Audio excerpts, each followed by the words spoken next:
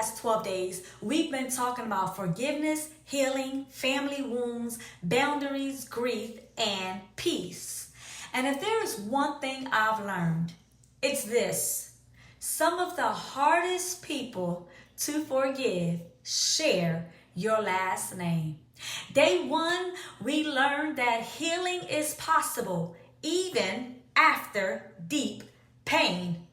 Day two, we talked about how forgiveness does not mean the hurt disappears overnight.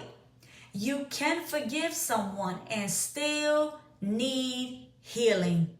Day three reminded us that boundaries are not bitterness. Sometimes distance is wisdom. Day four, we talked about healing becoming complicated because sometimes you miss the person, the memories, and who they used to be. But missing them does not erase what happened. Day five taught us something difficult.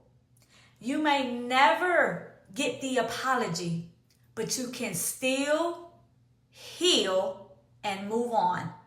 Day six reminded us that you cannot force reconciliation. You can pray, you can reach out and try, but healing also requires the other person's willingness.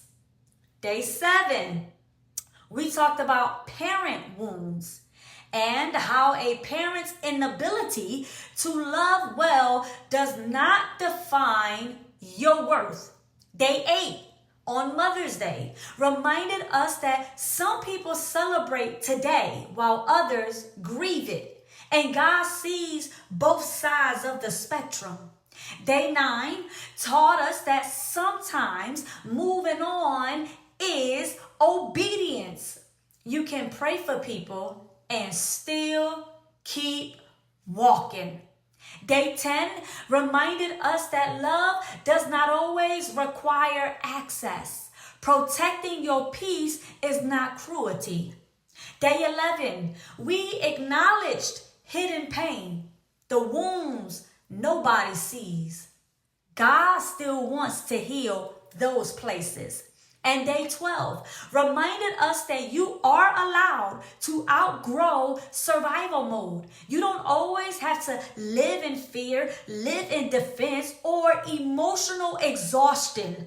The Bible says, my God, He heals the brokenhearted and binds up their wounds. Psalms 147, verse 3.